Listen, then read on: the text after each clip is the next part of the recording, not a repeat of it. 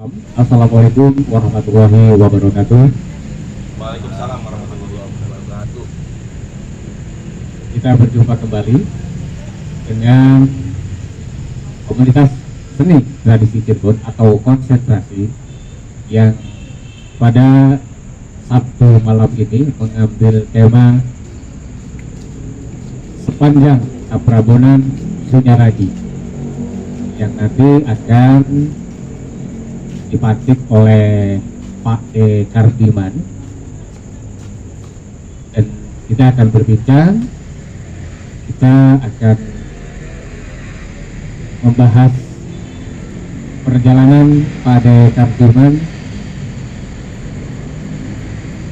dalam proses berkesenian di Cirebon sampai hari ini. Terima kasih kepada Mas Dian Mulyadi sebagai ketua konsentrasi yang sudah memfasilitasi panggung bambu dan sejumlah fasilitas lainnya, juga Wah Haji Dadang Sudrajat yang tetap setia untuk mengikuti forum Sabtuan ngobrol bebarengan. Kita perlu berbincang dengan Pak D. Kardiman karena selama ini saya terutama belum begitu mengenal Pak D. Kardiman secara dekat, baru sebatas menyaksikan bagaimana Pak D. melatih anak-anak, melatih siswa sekolah di pelataran Sunyaragi ini. Selebihnya perlu dikulik lebih jauh. Demikian. Terima kasih Pak D. Kardiman sudah berkenan untuk hadir dan mau nanti kita berbagi pengalaman mengenai proses berkesenian, proses melatih, juga mungkin riwayat Pak D. Kardiman yang tinggal di Kaprabonan hingga sampai ke Sunyaragi ini. Itu Pak D ya. Yang pertama perlu saya tanyakan mungkin, sejak kapan Pak D. Kardiman menekuni dunia kesenian terutama tari, dan latar belakangnya seperti apa? Boleh diceritakan barangkali, karena ruang lingkup Pak D. Kardiman di Kaprabonan kemudian sampai perjalanan ke Sunyaragi ini seperti apa? Kita barangkali bisa berbagi. Atas kesempatan yang diberikan Bapak Ibu sekalian, Assalamualaikum warahmatullahi wabarakatuh. Waalaikumsalam warahmatullahi wabarakatuh. Om Swastiastu, Namo Buddhaya. Selamat malam, salam sejahtera untuk kita semua. Dalam acara ini sebelumnya saya berterima kasih diberi waktu dan ruang untuk istilahnya menceritakan perjalanan saya dalam dunia seni, terutama seni tari, dan khususnya kepada Bang Dian yang memiliki apa istilahnya lahan untuk konsentrasi, dan juga Pak Haji Dadang.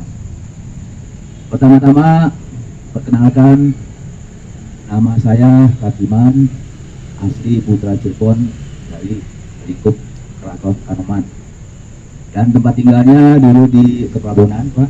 Kaprabonan dulu, karena sekarang udah berkembangnya waktu, saya pindah ke perumahan Banjarwangunan, pindah ke Desa Mundu, Desa Banjarwangunan. Mengenai perjalanan saya, sebetulnya Pak, saya itu latar belakangnya pegawai negeri. Aslinya saya pegawai negeri, jadi di luar ini Pak, di luar apa istilahnya ya, di luar rencana. Awalnya saya disibukkan Pak dengan segala macam kegiatan pemerintahan, karena tugas saya juga bukan di Cirebon atau di Jawa Barat, tapi saya melanglang buana Pak, di Sumatera Selatan khususnya. Ya, pertama penempatan saya di Bangka Belitung, di Palembang, Bengkulu, dan sekitarnya.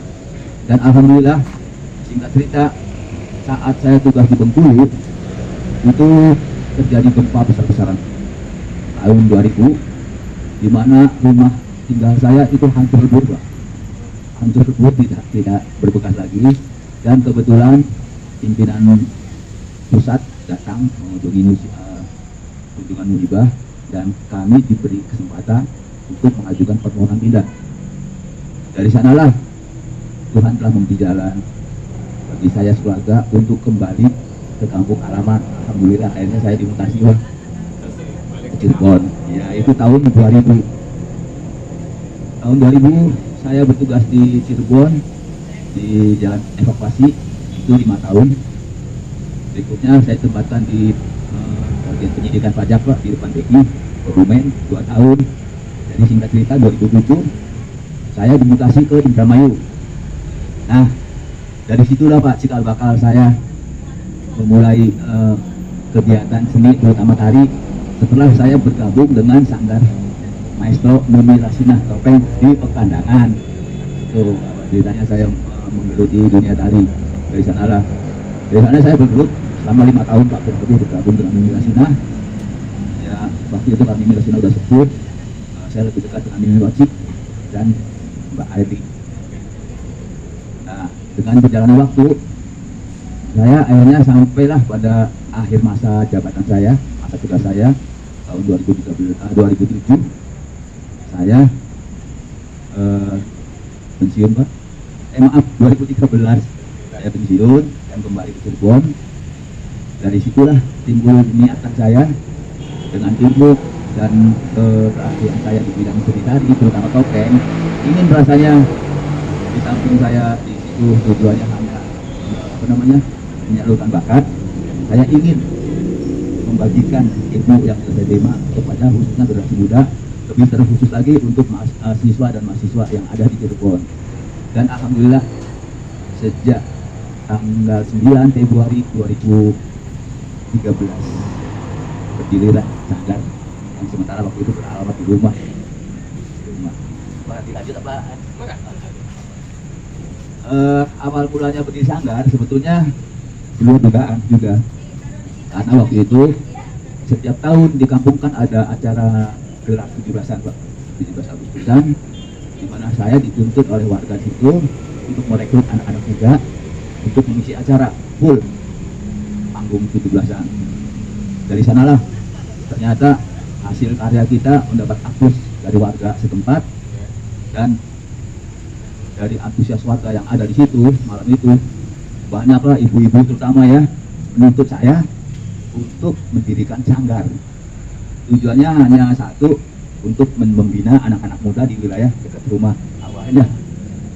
Maka alhamdulillah dengan dorongan dan antusias serta aplaus dari warga setempat, akhirnya saya berhasil mendirikan sanggar walaupun hanya berupa di tempat tinggal saya yang mungkin untuk ukuran luas mungkin kurang ya. Tapi alhamdulillah selama itu bisa menampung semua warga yang dekat-dekat rumah awalnya. Dengan berjalannya waktu ternyata adanya sanggar ini dikenal oleh warga tetangga daerah Lobunta, Mengkang dan sekitarnya. Akhirnya makin berjalannya waktu sanggar kita malah dipenuhi oleh murid-murid dari luar. Nah, jadi bukan dari wilayah kita aja, dari luar pun datang.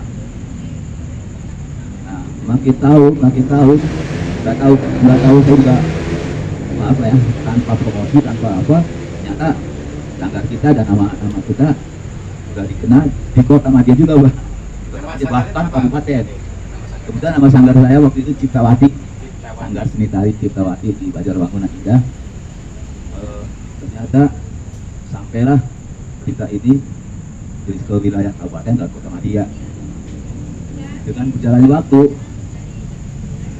hampir berjalan 5 tahun lebih, sanggar kami alhamdulillah diramaikan dengan anak-anak, terutama anak-anak pelajar ya, dari mulai tingkat TK sampai mahasiswa kita itu.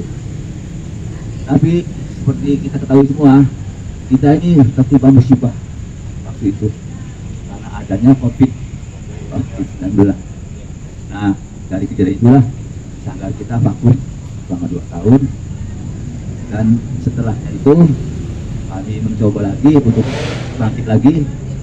Ternyata di luar dugaan, setelah habisnya COVID, murid makin banyak dan wilayah lokasi untuk kita latihan makin sempit, terasa makin sempit. Akhirnya alhamdulillah Tuhan telah memberi jalan saya untuk ketemu dengan sahabat saya, yaitu Bang Dian. Jadi singkat cerita, akhirnya saya ketemu Bang Dian. Dari obrolan, dari omongan, dari ini segala macam, ternyata kami bersambut Bang Dian dengan suka hati menampung saya dan sanggar saya untuk bekerja sama membuka laksanakan dia di tempatnya Bang Dian, yaitu Bistro Topeng. Tidak lagi, alhamdulillah. Dan alhamdulillah juga dengan bergabungnya saya di sini, murid-murid saya bukan dari wilayah dekat rumah lagi, Mbak, udah luar kota lagi malah. Leret, Beben, Kuningan, Sindang, banyak yang kesini, Mbak. Padahal maaf ngomong, saya sebetulnya hanya menyalurkan bakat, jadi ini hobi. Jadi istilahnya saya di luar isi komersial membuka sanggar ini, isi komersial Pak ya. Jadi nggak ada istilah komersial segala macam untuk sanggar ini. Tidak mengharapkan apa kalau kata bisnis ini ya, tapi murni saya sosial. Jadi untuk itu makanya saya juga beri kebebasan pada murid, baik dari waktu maupun dari segi pendanaan. Jadi kita nggak paksakan, jadi apa adanya. Dan alhamdulillah dengan pendekat ini justru murid-murid malah lebih dekat dengan kita. Banyak murid-murid yang kadang-kadang betah udah keluar sekolah ini, udah pindah lagi ke sekolah lain, tetap datang lagi ke sini, bahkan mengajak teman yang lain. Nah, jadi itu perjalanan saya sampai ini. Dan alhamdulillah selama saya bergabung dengan Bang Dian, Bang Bistro Topeng, sudah berjalan hampir 1 tahun, dan alhamdulillah tidak ada hal-hal perintah, semua berjalan mulus, aman, tentram, dan bahkan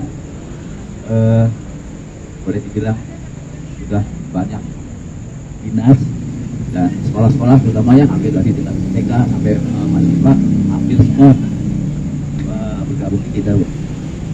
Padahal rencananya saya tuh pengen istirahat karena kondisi ya, di samping kondisi juga, tapi apa boleh buat, karena masih dibutuhkan. Insya Allah selagi tenaga masih mampu akan saya jalankan tugas ini. Mudah-mudahan apa-apa dan bakti saya bisa diterima juga oleh khalayak ramai juga. Insya Allah. Saya kira sementara itu dulu, barangkali masih ada lagi yang Mas Dian, karena ketemu dengan Mas Dian nih. Silakan. Ya, maka tanggapi. itu luar biasa. Saya kenal sama Pak D itu sebenarnya sudah lama. Dulu waktu anak saya Safira itu belajar nari, itu nari Indramayu. Nah, pada saat itu nari Indramayu, belajar nari Indramayu, maksudnya belajar. Ayo, gimana? Kalau ke Indramayu itu agak jauh, waktu itu untuk dasar-dasar tarinya kita belajar ke Pak D. Disitulah saya mengenal Pak D Kartiman, kurang lebih sebelum COVID ya Pak ya, waktu itu ya 2016-17an. Gitu, jadi begitu itu belajar di Pak D dulu, terus sempat juga teman-temannya Safira juga latihannya di sini aja Pak D, dulu ya sempat di sini. Nah itu luar biasa, saya mengenal Pak D itu sudah lebih dari 5 tahun, antara 7 sampai 8 tahun saya mengenal Pak D. Jadi kalau ini 2017 ya kurang lebih ya segitu 5 tahun lebih. Nah selama perjalanan itu memang benar Kang Edeng ini ya, pemirsa juga nih, itu memang sanggarnya Pak D itu muridnya banyak waktu di Banjarwangunan, bahkan sampai malam itu motor itu macet, sampai anak-anak itu nunggu macet aja tinggal sendiri. Saya suka nganter topeng ke sana kalau ada pesanan topeng. Nah di situ saya bilang, Pak D ini tempatnya kayaknya udah sempit deh, udah nggak memadai. Akhirnya pas kebetulan COVID, selesai COVID, udah Pak D latihannya di tempat saya aja. Nah di sini ramai kebetulan, jadi ajang promosi nih Kang Edeng. Yang latihnya Pak D nanti kalau beli topengnya ke saya seperti itu. Gitu. Simbiosis mutualisme seperti itu. Nah ya harapan saya nih ya Pak D, ini saya mau tanya nih ya, kalau pensiun 2013 berarti Pak D ini berkesenian lebih dari 10 tahun. Ngomong-ngomong nih, tadi bilang ada rasa lelah, mau sampai kapan? Nah, nggak berkesenian terus nih, sedangkan di sini kan merawat tradisi dan menghargai diri ya Kang Edeng, ada kaitannya nih Kang Edeng. Iya. Ini Pak D ini sudah merawat tradisi. Kalau ia mengenal Mimi Rasina dari 2000 sebelumnya, 5 tahun sebelumnya 2007 sampai 2013 terus pensiun, itu udah merawat tradisi sampai sekarang gitu ya. Berarti udah lebih dari 15 tahun merawat tradisi. Untuk menghargai diri Pak D-nya bagaimana? maksudnya nih tadi kan udah bilang lelah gitu. Nah ini gimana nih Pak De? Satu lelah, dua sosial. Sosial. Jadi ini mau sosial terus atau mau menghargai diri, lelahnya, istirahatnya ini, tapi masih ada sosial. Ngomong-ngomong, sampai kapan Pak De? Coba saya tanya. Terima kasih atas masukannya. Sebenarnya sejujurnya ya Pak ya semua, saya tuh dibilang di dunia seni itu terlambat berkecimpung di dunia seni itu. Saya rasa terlambat karena sebetulnya sejujurnya sejatinya saya ini dari kecil hobi seni itu dari SD tahu ya, tapi waktu itu hanya di lingkup gamelan, baik gamelan Sunda ya, wayang kulit semua saya ikuti dari kecil SD itu. Jadi belum ketarian waktu itu, belum ketarian. Dan bahkan dalam pendidikan pun setelah SMA saya juga berminat waktu itu masih ASTI ya, Akademi Seni Tari Padung. Rencana waktu itu saya pengen kuliah di sana, ngotot saya itu ya. Tapi ternyata nggak ada dukungan dari pihak orang tua. Akhirnya orang tua malah memutuskan saya ambil jalur ekonomi. Terpaksa, ya mau gimana lagi kan, itu kemauan orang tua ya, harus kami hormati, kami turuti, dan kami berkecimpung di dunia ekonomi. Bahkan sampai kuliah, ambil jurusan akuntansi, dan alhamdulillah dari sana ketemu jalan, saya bisa diterima di lingkup Departemen Keuangan, Direktorat Jenderal Pajak. Jadi memang ada berkahnya juga ya dari orang tua, dan saya sudah sangat berterima kasih. Tapi bukan berarti niat dan mau saya menggebu-gebu di bidang seni itu mandek, malah makin gebu Pak. Keinginan saya untuk terjun berkecimpung di dunia seni itu sampai akhirnya kalau bercerita saya tuh sering bolos kantor, tapi bolosnya paling enggak sampai berjam ya. Istirahat makan siang, saya lari ke sanggar, ikut kegiatan sanggar baik gamelannya maupun harinya, sama di Indramayu maupun di Sumatera. Saya lari ke sanggar ada wayang kulit lah, wayang kulit pun waktu itu saya ambilnya dari daerah Jawa Timuran. Waktu di Palembang saya ikut wilayah Jawa Tengah, di Bangka Belitung saya ikut paguyuban Jawa Barat, jadi keliling saya Pak. Bahkan di PT Timah Bangka saya gabung dengan warga-warga dari Makassar, dari Manado.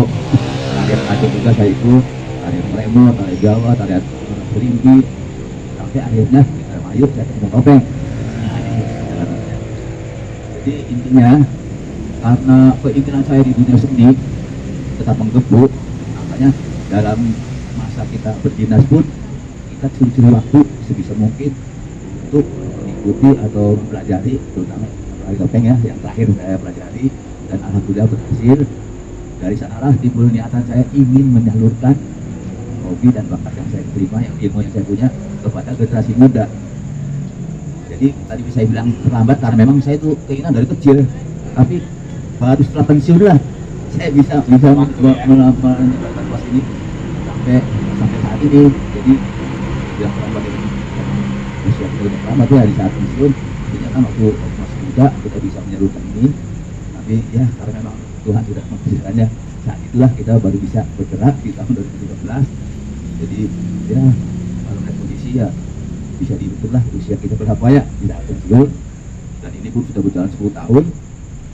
Jadi kalau hitung-hitungan usia ya secara logika bonusnya sudah banyak, sudah lewat sudah lewat setengah abad. Jadi pengen sih generasi muda yang melanjutkan saya, tapi alangkah sulitnya saya itu nggak mau sebanyak itu sensitif untuk istilahnya estafet tuh melanjutkan. Makanya bukan berarti saya ingin berhenti total ya, tapi ingin menyalurkan ini melalui asisten saya gitu ya, penerus. Tapi ternyata susah untuk mencari penerus ini.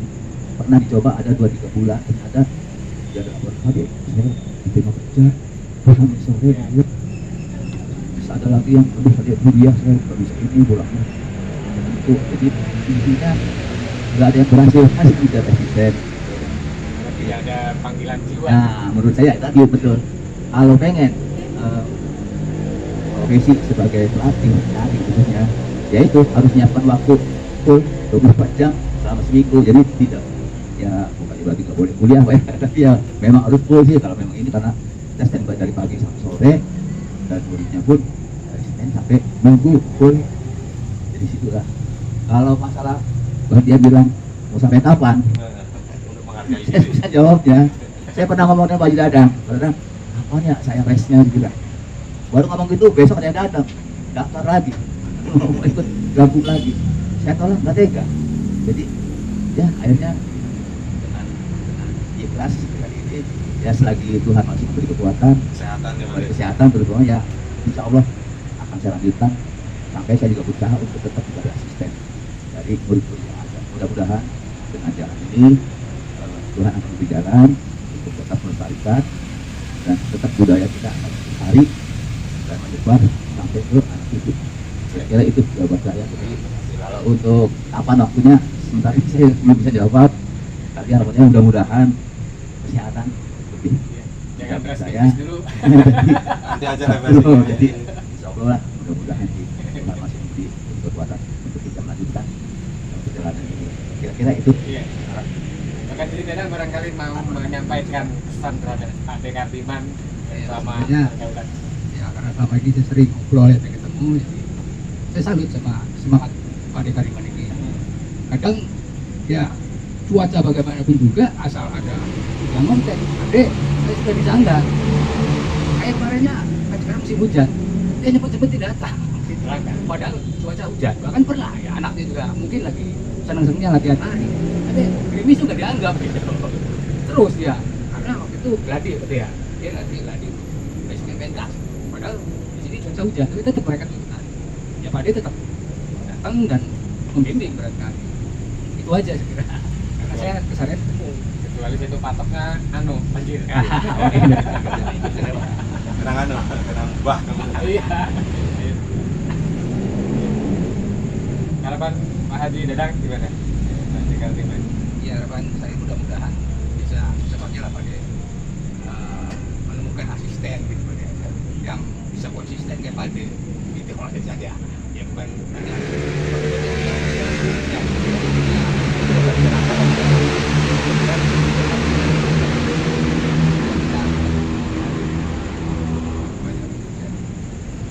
Terima kasih atas masukan.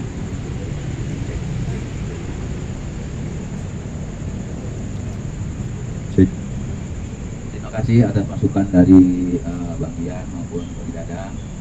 Mudah-mudahan ini akan menjadi pemicu bagi saya pribadi untuk lebih giat lagi dan bersemangat lagi mempertahankan tradisi ini dalam hal bidang pelatihan tari, karena kebetulan perlu diketahui juga saya ini spesifikasinya bukan hanya topeng, jadi katakanlah hampir seluruh tarian Itu yang mau saya tanyakan. iya yang kebetulan saya ini jadi melantangi. Kebetulan awalnya sih memang saya mendirikan niatnya di topeng, tapi ternyata dengan jalan waktu itu banyak permintaan dari murid-murid, karena itu pun dituntut oleh sekolahan untuk menampilkan beberapa tarian dan dari beberapa genre, bahkan dari beberapa daerah sampai termasuk Ambon, Maluku, Kalimantan, Sulawesi dan Irian. Tapi dalam tarian-tarian yang ini yang modern. Nah, jadi untuk genre tarian kebetulan saya alhamdulillah dengan kecanggihan bantuan Google, saya juga berusaha mempelajari juga tarian-tarian itu karena dituntut oleh siswa-siswa yang ada sekarang, karena mereka harus bisa menampilkan beberapa tarian yang bahkan saya dengar oleh gurunya sendiri tidak boleh sama dengan gerakan yang ada di video. Kan dia tadi rambu rampe itu nggak boleh sama.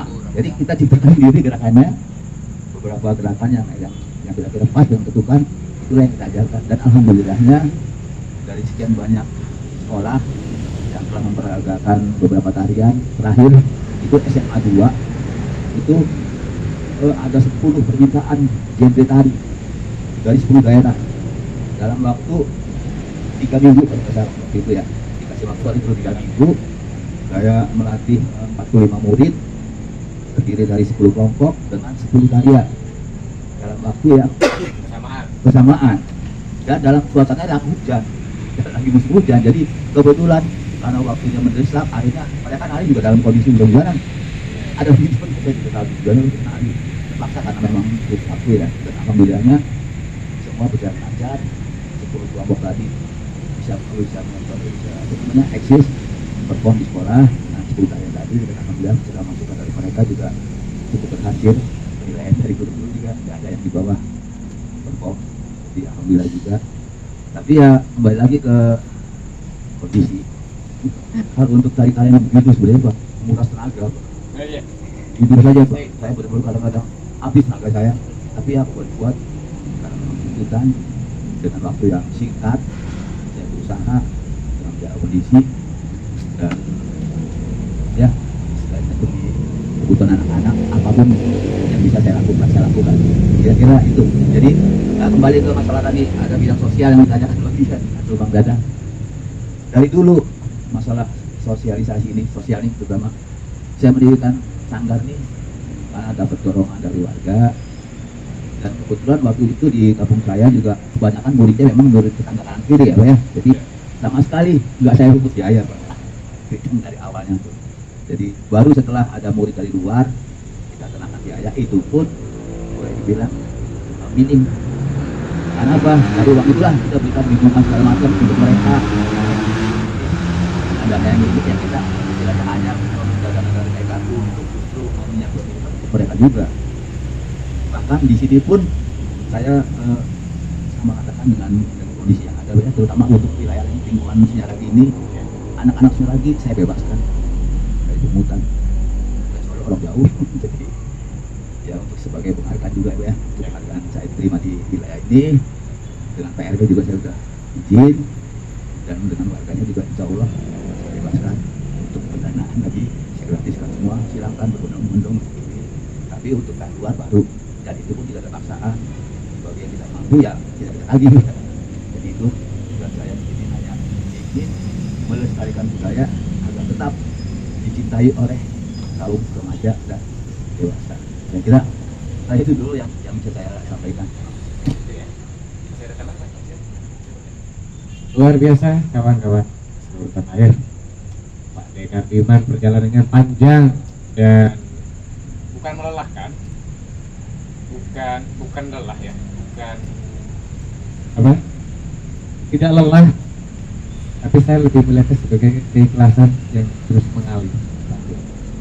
Dan ini juga sinkron dengan apa yang menjadi prinsip konsentrasi perawat tradisi menghargai diri.